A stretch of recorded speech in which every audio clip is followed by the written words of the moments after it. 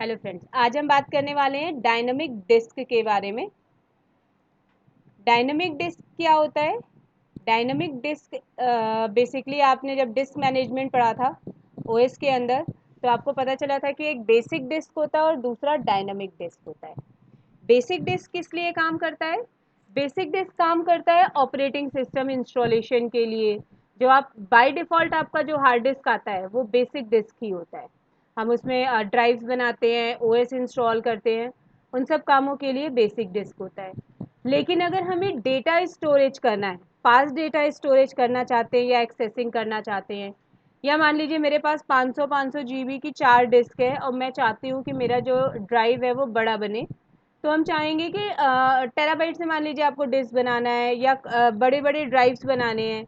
मेरे पास छोटे छोटे हार्ड डिस्क है, मान लीजिए मेरे पास कोई 32 जीबी की डिस्क है या छोटी छोटी इस तरह से बनी हुई है और मुझे बड़ी ड्राइव्स बनाना है, तो उस कंडीशन में हम क्या यूज़ करते हैं? डायनामिक डिस्क का फीचर यूज़ कर सकते हैं। Dynamic disk fast data storage और एक्सेसिंग के लिए यूज़ किया जाता है। एक समय में डायनामिक डिस्क 2 से 32 डिस्क तक यूज़ कर सकता है। तो dynamic disk fast data storage और एक्सेसिंग के लिए यूज़ किया जाता है। कितने तरह के वॉल्यूम्स इसमें होते हैं? जैसे आप बेसिक डिस्क में अगर आपसे कहा जाए कि कितने तरह के पार्टीशन आप क्रिएट कर सकते हो, तो आप कहोगे प्राइमरी पार्टीशन बनाते हैं, एक्सटेंडेड पार्टीशन बनाते हैं। ठीक उसी तरह अगर डायनामिक डिस्क की बात की जाए तो 5 type of dynamic volumes create कर सकते हैं। Simple volume, span volume, striped volume, mirror volume and RAID five. Simple, span, striped and mirror and RAID five, ये 5 तरह के आपके वॉल्यूम्स हैं जो डायनामिक डिस्क में क्रिएट किए जा सकते हैं। अब सबसे पहले हम सिंपल की बात देखें तो बाय डिफ़ॉल्ट जब आप बेसिक डिस्क बनाते हो, तो बेसिक डिस्क जब आपका रहता है उसमें ड्राइव क्रिएट करते हो तो वहाँ लिखा भी होता है सिंपल। माइक्रोसॉफ्ट ने अब जो अपने आप को अपग्रेड किया तो प्राइमरी और एक्सटेंडेड नीचे प्राइमरी करके लिखा होता है। मैं आपको डिस्क मैनेजमेंट में दिखाती हूँ, नीचे प्राइमरी और एक्सटेंडेड लिखा होता है। ये देखिए प्राइमरी और एक्सटेंडेड ये लिखा हुआ है, लेकिन जब यहाँ पर आप क्रिएट करते हैं तो यहाँ पर आपको दिखाता है कि आपका सिंपल वॉल्यूम है, स्पैन वॉल्यूम है, यही दिखाता है। ठीक है, मैं आपको इसका प्रैक्टिकल भी करके अभी दिखाऊंगी। तो सिंपल वॉल्यूम क्या है आपका? Simple volume is same as basic disk है। Simple volume is same as basic disk है, जिसमें आप श्रिंक और एक्सटेंड का फीचर ले सकते हो। स्पैन वॉल्यूम क्या है? मान लीजिए मेरी एक डिस्क में 5 जीबी स्पेस बचा है, दूसरे में 10 जीबी स्पेस बचा है, तीसरे में 4 जीबी स्पेस बचा है और मुझे एक बड़ी ड्राइव चाहिए, मान लीजिए 25 जीबी की एक ड्राइव चाहिए एक सॉफ्टवेयर चलाने के लिए।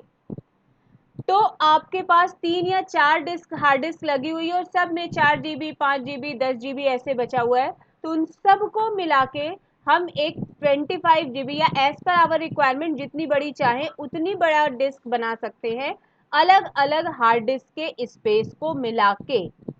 यही स्पैन वॉल्यूम है, यही इसका फीचर है कि एक वॉल्यूम क्रिएट करने के लिए हम 2 या 2 से अधिक डिस्क का वो क्रिएट कर सकते हैं। तो यहाँ पर आप स्पैन वॉल्यूम जब बना रहे हो तो स्पैन वॉल्यूम बनाने के लिए आप 2 या 2 से अधिक डिस्क को ले सकते हो। Next, striped volume.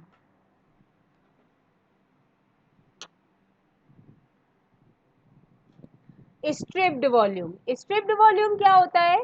स्ट्रिप्ड का मतलब है, अभी जैसे स्पैन में आपने क्या किया, अलग अलग डिस्क का स्पेस लिया, किसी में से 2 लिया, किसी में 5 लिया, किसी में 10 लिया।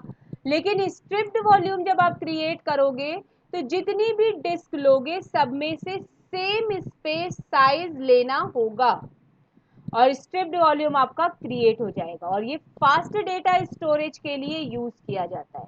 फास्ट डेटा स्टोरेज कैसे होता है अब मैं आपको समझाती हूँ। मान लीजिए आपके पास एक डेटा स्लॉट है, ABCDEFGH का एक डेटाबेस आया, मैंने 3 डिस्क को मिला के यहाँ पे 30 जीबी का अपना एक वॉल्यूम बना रखा है। अब ये क्या करेगा, स्ट्रिप्ड वॉल्यूम मीन्स डेटाबेस को सिंपल पैचेस में डिवाइड कर लेगा, ब्लॉक्स में डिवाइड करेगा। सबसे पहले ये पूरे डेटा को ब्लॉक्स में डिवाइड करेगा। अब तीनों हार्ड डिस्क एक साथ डेटा स्टोर करना शुरू कर देंगे। पहली वाली हार्ड डिस्क स्टोर की ए, दूसरे ने बी, तीसरे ने सी, फिर ये डी, ये ई, ये एफ। तो जो डेटा हमारे पास 9 यूनिट्स मान लीजिए 3 हार्ड डिस्क में है, तो 3 यूनिट के टाइम में ही 9 यूनिट का डेटा स्टोर कर लेंगे। तो इस तरह से striped volume fast data storage के लिए यूज किया जाता है। अब मैं इसका प्रैक्टिकल आपको दिखाती हूँ। आपको इसके लिए एक ऑपरेटिंग सिस्टम चाहिए। मैं आपको बता दूं कि रेड 5 का फीचर केवल सर्वर ऑपरेटिंग सिस्टम पे ही मिलता है, विंडो फीचर पर नहीं मिलता है। तो अगर आपको करना है, रेड 5 तक का प्रैक्टिकल करना है, तो आपको एनओएस ऑपरेटिंग सिस्टम ही लेना पड़ेगा। मैंने एक फ्रेश ऑपरेटिंग सिस्टम इंस्टॉल कर रखा है और इस पर मैंने 4 हार्ड डिस्क अटैच कर लिए, यानी एक सिस्टम में मैंने 4 हार्ड डिस्क अटैच की है।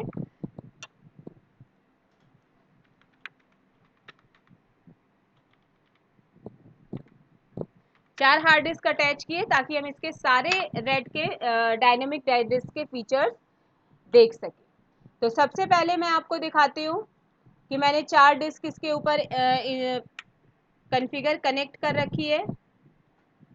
डिस्क मैनेजमेंट पर इसके लिए जाते हैं। सबसे पहले ये देखिए 3 डिस्क इसने दिखाया कि 3 डिस्क इनिशियलाइज नहीं है, क्योंकि इंस्टॉलेशन के बाद मैंने लगाई है। क्योंकि मैंने छोटी छोटी डिस्क लगाई है, एमबीआर और जीपीटी में मैं डिफरेंस पढ़ा चुकी हूँ। तो एमबीआर पार्टीशन में ही ये आ जाएगा, क्योंकि मेरी 5-5 जीबी की 10-10 जीबी की डिस्क है। ये देखिए, तो ये 3 हार्ड डिस्क मेरे सिस्टम के साथ अटैच है। अब सबसे पहला मैं डिफरेंस आपको बता दूं कि डायनामिक डिस्क कभी भी ऑपरेटिंग सिस्टम वाले डिस्क को नहीं बनाते हैं। क्यों? क्योंकि डायनामिक डिस्क के अंदर इंस्टॉलेशन का फीचर नहीं है। और यहाँ पर एक और ऑप्शन है कि अगर आप बेसिक ऑपरेटिंग सिस्टम वाले ड्राइव को डायनामिक डिस्क बनाते हैं, तो 1% चांस है कि आपका ओएस करप्ट हो जाए। तो आपको बेसिक डिस्क जिसमें ऑपरेटिंग सिस्टम है, उस डिस्क को डायनामिक में कन्वर्ट नहीं करना है। मैंने आपको पहले ही कहा कि ये 2 से लेकर के 32 जो है हार्ड डिस्क को सपोर्ट कर सकता है। मैं यहाँ 3 हार्ड डिस्क के थ्रू उन सभी का फीचर आपको दिखाने जा रही हूँ। सबसे पहले कन्वर्ट करने के लिए इस डिस्क पे देखिए, यहाँ पे लास्ट पे यहाँ पे लिखा हुआ है डिस्क 1, डिस्क 2, डिस्क 3। किसी पर भी क्लिक करिए, राइट क्लिक करिए, यहां पर आ रहा है कन्वर्ट टू डायनामिक डिस्क।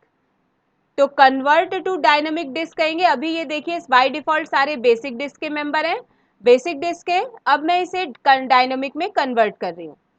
तो कन्वर्ट टू डायनामिक डिस्क पे क्लिक करिए और मुझे डिस्क 1, डिस्क 2 और डिस्क 3 को डायनामिक बनाना है। तो डिस्क 0 में सेलेक्ट नहीं करूंगी, डिस्क 1, डिस्क 2 और डिस्क 3 को मैंने सेलेक्ट करके ओके कर दिया। ये देखिए ये तीनों डायनामिक डिस्क बन गए। अब सबसे पहला फीचर मैंने आपको दिखाया था सिंपल। तो सिंपल तो सेम है, जैसे आप बनाते थे, न्यू सिंपल ड्राइव किया, नेक्स्ट किया, तो हम यहाँ पर कह सकते हैं। तो यहाँ पर हमने देखा, ये देखिए मैंने मान लीजिए यहाँ पर 2 GB का मुझे अपना बनाना है ड्राइव, तो मैंने यहाँ सेलेक्ट कर लिया।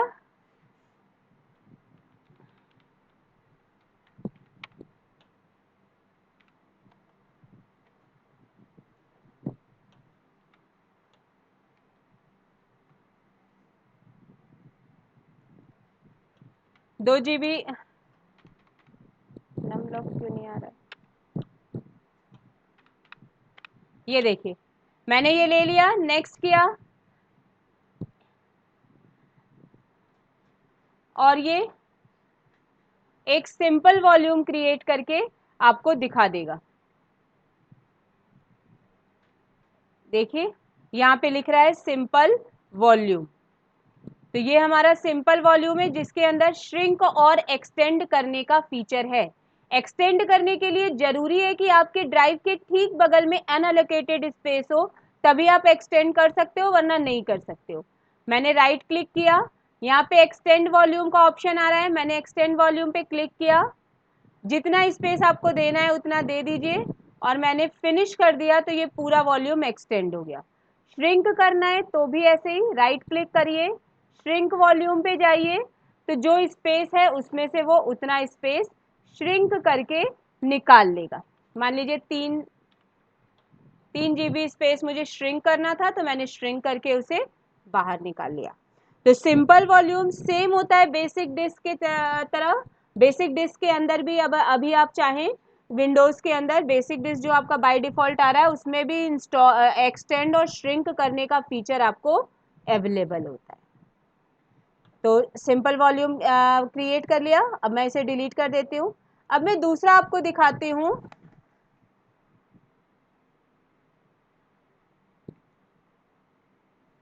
ये देखिए, अब ये फिर से बेसिक डिस्क में, जब आपको ये एक चीज याद रखिएगा कि आप डायनामिक से बेसिक में कन्वर्ट करने के लिए जितनी भी वॉल्यूम है, जब तक आप उसे डिलीट नहीं करते हैं, ये वापस बेसिक में कन्वर्ट नहीं होगा। डायनामिक डिस्क, डायनामिक वॉल्यूम्स कभी भी बेसिक डिस्क में कन्वर्ट नहीं होते। तो इसीलिए जब मैंने डिलीट किया तो ये वापस बेसिक बन गया। कन्वर्ट टू डायनामिक करते हैं इसको, डिस्क 1 को। ये देखिए डायनामिक में अब तीनों आ गए। अब मैं आपको स्पैन वॉल्यूम का फीचर दिखाती हूँ। यहाँ पर मैं आप ध्यान से देखिए तो आपको दिख रहा है कि ये 6 GB, 6 GB और 6 GB का स्पेस है। मान लीजिए मुझे 15 GB का एक वॉल्यूम चाहिए, तो मेरे पास स्पेस ही नहीं है कि मैं बना सकूं, क्योंकि सारे 6 GB का स्पेस है मेरे हार्ड डिस्क में। तो मैं राइट क्लिक करके स्पैंड वॉल्यूम पर जाती हूँ। अब ये मान लीजिए पहले का मैं 6 GB पूरा रखना चाहती हूँ, दूसरा मैंने ऐड किया, इसमें से मैं अलग अलग साइज ले लेती हूँ ताकि आपको पता चले कि अलग अलग साइज हो सकता है। मान लीजिए मैंने 3 GB लिया, तीसरा डिस्क मैंने ऐड किया और इसको पूरा ले लिया। मान लीजिए ये तो 6 6 12 और 3 15, 15 GB से थोड़ा सा अबव है, तो ये हमारी 15 GB का स्पेस दिखा देगा। तो मैंने 3 डिस्क को मिलाकर अपना एक स्पैंड वॉल्यूम बना दिया। तो आपके दिमाग में चल रहा होगा कि ये 3 ड्राइव बनी, लेकिन ये 3 ड्राइव नहीं, एक ही ड्राइव बनी है। अभी मैं आपको ये फॉर्मेटिंग जब कंप्लीट हो जाती है तो डिस्क पीसी खोल के दिखाती हूँ कि वहां पे सिर्फ एक ड्राइव ऐड हुई है 15 GB से लगभग में। थोड़ा सा फॉर्मेटिंग का टाइम लेगा, उसके बाद ये आपको दिखाएगा।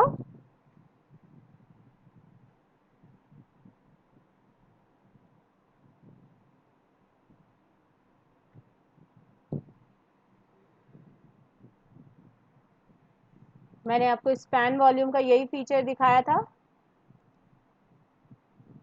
ये देखिए, in this type we can create one volume with 2 और more than 2 disk up to 32 disk. मतलब 2 से लेकर के 32 डिस्क तक, जितने मान लीजिए 32 हार्ड डिस्कों में मेरे छोटे छोटे स्पेसेस हैं, तो मैं उन सबको कलेक्ट करके एक वॉल्यूम क्रिएट कर सकती हूँ। और इसका नाम क्या होगा? स्पैन वॉल्यूम होगा। और साइज हम सब में अलग अलग ले सकते हैं। ये देखिए ई ड्राइव के नाम से आ रहा है। अब हम जाके चेक करते हैं। ये देखिए 15.3 GB का हमें एक ड्राइव मिल गया, ई ड्राइव। अब इसके अंदर मैं एज इट इज जैसा ड्राइव यूज करती हूँ वैसे ड्राइव यूज करेंगे, हमें कोई डिफरेंट पता नहीं चलेगा। लेकिन एक्चुअल में ये 3 डिस्क का स्पेस है, एक डिस्क का स्पेस नहीं है। डिसएडवांटेज क्या है? एडवांटेज आपको समझ में आ गई कि छोटे छोटे डिस्क के स्पेस को मिला के मैंने एक बड़ा वॉल्यूम कर लिया। एक डिस्क यहाँ से अगर करप्ट होती है, मैंने इसे ऑफलाइन कर दिया, एक डिस्क क्रैश हुई, पूरा डेटा मेरा करप्ट हो गया। We can not access this data. ये देखिए ई ड्राइव चली गई। ये आपका सबसे बड़ी प्रॉब्लम है स्ट्रिप्ड स्पैन की, कि अगर उनमें से एक डिस्क भी करप्ट होती है तो आपका पूरा डेटा चला जाएगा। जब तक आप वापस उसे ऑनलाइन नहीं करते हैं, वो आपका डेटा दोबारा वापस नहीं आएगा। मैंने ऑनलाइन किया तो डेटा वापस आ गया। ये देखिए ई ड्राइव आपको वापस मिल जाएगी। वहाँ पे आपका डेटा एज इट इज़ आपको मिल गया। तो ये था आपका स्पैन वॉल्यूम। अब स्ट्रिप्ड वॉल्यूम देखते हैं, इसे डिलीट कर देते हैं। डिलीट वॉल्यूम करिए, एक में से डिलीट करेंगे तीनों में से डिलीट हो जाएगा ऑटोमेटिकली। ये देखिए तीनों डिस्क फिर से बेसिक बन गई है। तो अब मैं इसे स्ट्रिप्ड वॉल्यूम में करती हूँ। स्ट्रिप्ड वॉल्यूम मैंने आपको बताया, स्ट्रिप्ड वॉल्यूम का मतलब क्या है, 2 से 32 डिस्क तक ये भी सपोर्ट करेगा, लेकिन सेम साइज हर डिस्क में से लेगा। स्पैन वॉल्यूम अलग अलग डिस्क स्पेस ले सकता है, लेकिन स्ट्रिप्ड वॉल्यूम सेम स्पेस ही लेता है। प्रैक्टिकल दिखाती हूँ मैं आपको। इस पर राइट क्लिक किया, स्ट्रिप्ड वॉल्यूम पे क्लिक किया। अब देखिए मैं इसे ऐड करते जाती हूँ। मैंने 3 डिस्क ऐड किया तो ये तीनों में दिखा रहा है। अब मैं यहाँ पे जाके कोई भी एक वॉल्यूम, मान लीजिए मैंने 3 GB का स्पेस लिया, तो तीनों ड्राइव में इसने 3 GB सेलेक्ट कर लिया, क्योंकि सेम साइज ही हम तीनों डिस्क में से ले सकते हैं। अब इसे क्रिएट कर दीजिए। अब जब इसमें डेटा स्टोर होगा तो ये क्या करेगा, आपको फास्ट डेटा स्टोरेज करेगा। यानी जैसा मैंने अभी समझाया था, पूरे डेटा, जो भी डेटा इसके पास आ रहा है उसे ब्लॉक में डिवाइड करेगा और तीनों हार्ड डिस्क साइमल्टेनियसली डेटा को स्टोर करना शुरू कर देंगी। तो that is the feature of striped volume. Dynamic disk का एक फीचर है फॉल्ट टॉलरेंस। फॉल्ट टॉलरेंस का मतलब, जो अभी मैंने आपको रिस्क दिखाया, स्पैन के अंदर की एक डिस्क आपने ऑफ किया और आपका डेटा चॉस हो गया। स्ट्रिप्ड के अंदर भी यही है कि अगर एक डिस्क आप ऑफ करोगे या एक डिस्क क्रैश होगी तो आपका पूरा डेटा लॉस हो जा रहा है। तो फॉल्ट टॉलरेंस क्या है? Fault tolerance is a feature to recover the data. अगर कोई एक डिस्क रिस्क कवर करने का फीचर होता है फॉल्ट टॉलरेंस। और सिंपल, स्पैन और स्ट्रिप्ड, ये तीनों वॉल्यूम जो अभी मैंने आपको प्रैक्टिकल कराए, ये फॉल्ट टॉलरेंस को सपोर्ट नहीं करते हैं। इन तीनों के अंदर फॉल्ट टॉलरेंस नहीं है। अभी भी मैं दिखाती हूँ, इसके अंदर भी ई ड्राइव देखिए बन के आ गया 8.75 का। इसको ओपन करके आप डेटा बना सकते हो, कोई प्रॉब्लम नहीं है। लेकिन अगर एक डिस्क यहाँ पर करप्ट हो रही है, एक डिस्क खराब हो रही है, मान लीजिए डिस्क 3 को मैंने ऑफलाइन कर दिया, क्रैश कर दिया, तो ये सारा फेल्ड दिख गया, यानी आपका डेटा चला गया, आपके पास रिकवर करने का कोई ऑप्शन यहाँ पे नहीं है, क्योंकि डिस्क अवेलेबल नहीं है। तो that is the disadvantage of simple, span and striped, कि ये फॉल्ट टॉलरेंस को सपोर्ट नहीं करते हैं। तो अगर आप फॉल्ट टॉलरेंस को सपोर्ट लेना चाहते हैं कि डायरेक्टली ऑटोमेटिकली मेरे डेटा का बैकअप बनता रहे, ताकि एक डिस्क अगर करप्ट हो रही है तो हमें डेटा रिकवर हो जाए, तो उसके लिए आपको जो बाकी 2 वॉल्यूम्स फीचर मैंने आपको डायनामिक डिस्क के दिखाए, मिरर और रेड 5, वो आपको यूज करना पड़ेगा। यानी फॉल्ट टॉलरेंस वो स्कीम है जिसके थ्रू हम डेटा को रिकवर कर सकते हैं, and only mirror and red 5 volume जो है वो फॉल्ट टॉलरेंस को सपोर्ट करता है। तब हम बात करेंगे फॉल्ट टॉलरेंस की। फॉल्ट टॉलरेंस क्या है? वो फीचर है डायनेमिक डिस्क जिसके कारण डेटा रिकवर करने का फीचर देता है। यानी fault tolerance is a feature through which it recover the data. लेकिन लिमिटेशन है इसके लिए कि जितने भी डिस्क आप यूज़ कर रहे हो उसमें से कोई एक डिस्क अगर क्रैश करती है, मान लीजिए हमने 10 डिस्क को मिला के रेड 5 कॉन्फ़िगर किया, तो उस कंडीशन में कोई एक डिस्क ही आपका क्रैश करना चाहिए, 9 डिस्क अवेलेबल होनी चाहिए, तो ये डेटा रिकवर करके आपको दे देगा। अगर आप 3 डिस्क में ले रहे हो तो भी एक ही डिस्क अगर आपकी लॉस होगी तभी ये डेटा रिकवर करके देगा, अदरवाइज नहीं देगा। और केवल मिरर और रेड 5 ऐसे हैं जो आपको डेटा को रिकवर करके देते हैं, बाकी कोई भी आपको डिस्क रिकवर करके नहीं देता। यानी कि सिंपल, स्पैन और स्ट्रिप्ड फॉल्ट टॉलरेंस को सपोर्ट नहीं करते। तो हम बात करते हैं सबसे पहले मिरर की। मिरर डिस्क अगर आप लेते हैं, मिरर वॉल्यूम क्रिएट करते हैं, तो हमेशा इवन नंबर ऑफ डिस्क आपको लेना पड़ेगा, यानी 2, 4, 6, 8, 10 ऐसे अप टू 32। क्यों? क्योंकि ये एक डिस्क की मिररिंग दूसरे के ऊपर करता है, यानी 2 डिस्क रखेगा, एक का डेटा दूसरे के ऊपर रखेगा, फिर आप 2 डिस्क का मिरर क्रिएट करोगे, एक का डेटा दूसरे पर रखेगा, यानी एक्चुअल में फिजिकली ये सिर्फ 2 डिस्क के ऊपर काम करता है और एक ही डेटा को 2 जगह कॉपी करता है। तो अगर एक डिस्क क्रैश भी होती है तो दूसरे डिस्क से डेटा रिकवर करके वो आपको दे देगा। लेकिन 50% ऑफ स्पेस ये किस लिए यूज कर रहा है? बैकअप के लिए यूज कर रहा है, यानी एक बहुत बड़ा स्पेस ये रख रहा है बैकअप के लिए। मान लीजिए आपने 500 की 2 डिस्क रखी है, तो वो आपको 500 खाली स्पेस देगा जहां आप डेटा रख सकते हो, दूसरा 500 ये बैकअप के लिए रखेगा। तो इसकी जो सबसे बड़ी डिसएडवांटेज है वो यही है कि इसका डिस्क स्पेस जो है बैकअप के लिए एक बहुत बड़ा स्पेस लेता है, जिसके कारण जो है हमारा डिस्क का मिसयूज होता है। दूसरा है रेड 5। रेड 5 क्या है?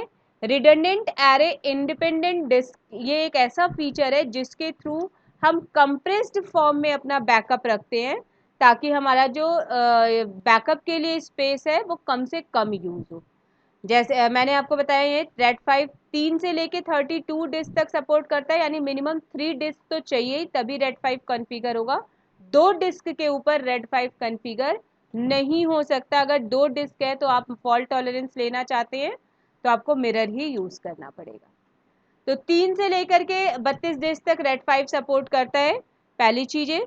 दूसरा है कि ये फॉल्ट टॉलरेंस को सपोर्ट करता है, ये मैंने आपको बता ही दिया। बैकअप रखने के लिए ये कंप्रेस्ड फीचर यूज करता है, ताकि कम से कम स्पेस हो। मान लीजिए आपने 10-10 जीबी की 3 हार्ड डिस्क अटैच की, तो टोटल 30 जीबी हुआ। तो ये आपको दिखाएगा कि 24 जीबी आपका ड्राइव का साइज है, बचा हुआ 6 जीबी में ही ये 24 जीबी का बैकअप रख लेगा।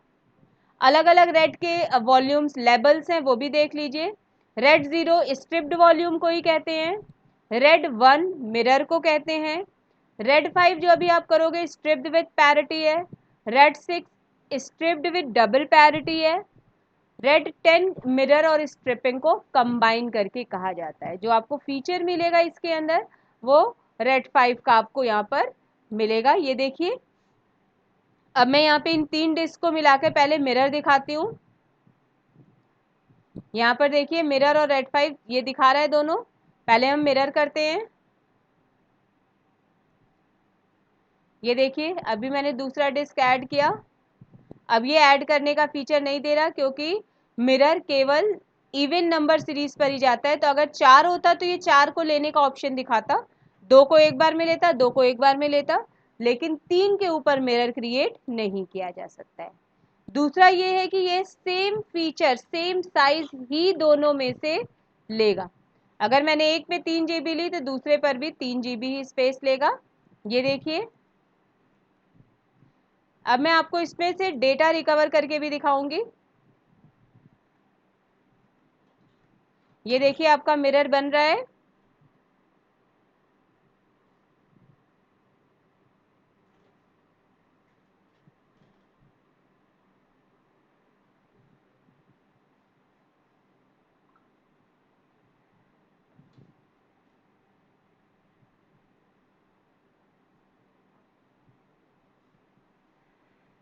जैसे उसमें एक डिस्क दिखा रहा था वैसे ही इसमें भी एक डिस्क दिखाएगा।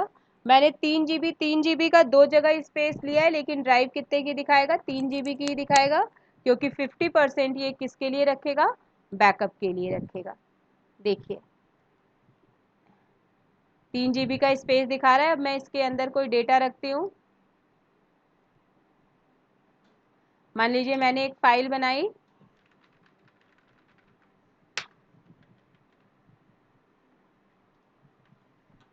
अब मैं इसे सेव कर देती हूँ। मैंने आपको लिमिटेशन बताई थी कि दोनों में से कोई एक डिस्क अगर करप्ट हो जाए तो भी मैं अपना डेटा रीड कर सकती हूँ। मैं एक डिस्क को यहाँ पे देखिए ऑफलाइन कर देती हूँ। जो सिंपल स्पैन स्ट्रिप्ड में क्या दिखा दे रहा था?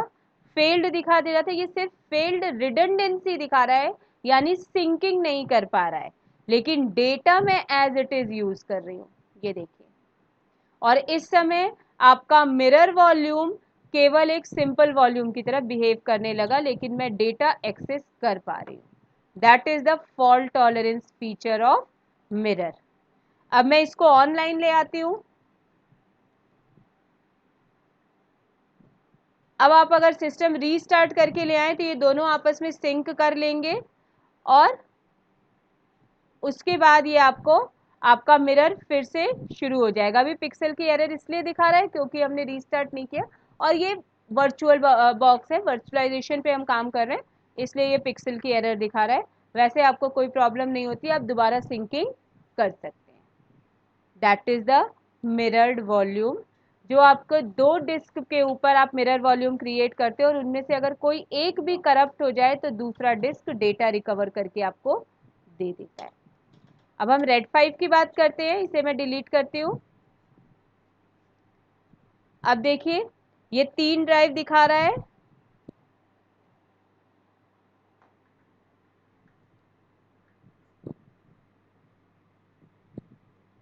ये आपका ऑफलाइन दिखाने लगा।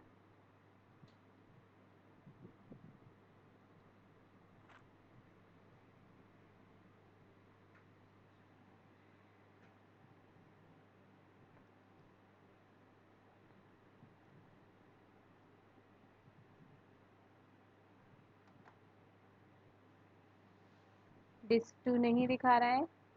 हम डिस्क 2 को लेके आते हैं। डिस्क 2 को पहले लेके आएंगे तब हम रेड 5 देखते हैं। ये देखिए तीनों बेसिक डिस्क आ गए हैं। अब इसको मैं कन्वर्ट करती हूँ डायनामिक में, डिस्क 1 2 3 को, और हम रेड 5 फीचर यूज करेंगे।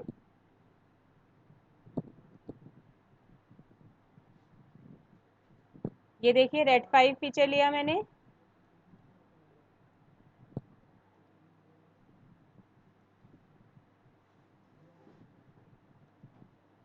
ये 3 डिस्क मैंने ले लिया।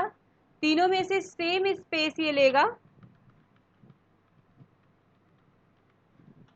तीनों में से सेम स्पेस लेगा।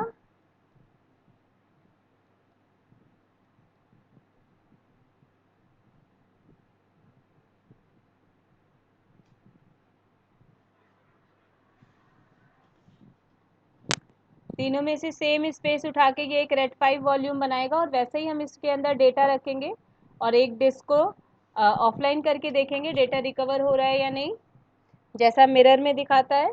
तो जैसे मिरर फॉल्ट टॉलरेंस को सपोर्ट करता है, ठीक वैसे ही रेड 5 भी फॉल्ट टॉलरेंस को सपोर्ट करता है। ये भी हमें डेटा रिकवर करके दे देगा।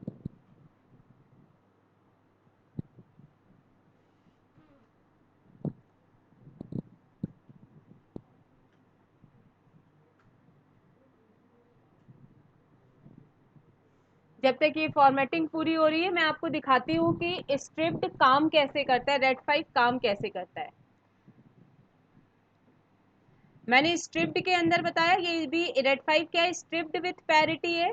तो स्ट्रिप्ड के अंदर जैसे डेटा अभी हम कर रहे थे, ये वाला देखिए, इसमें डेटा जैसे बना रहा था, अगर ये रेड 5 फीचर पर आ जाए तो रेड 5 फीचर में कैसे डेटा स्टोर होता है ये देखिए।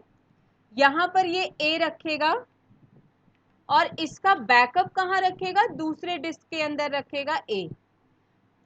दूसरे डिस्क में मेन ड्राइव पर ये रखेगा बी, तो इसका बैकअप कहाँ रखेगा, तीसरे डिस्क में इसका बैकअप रखेगा बी।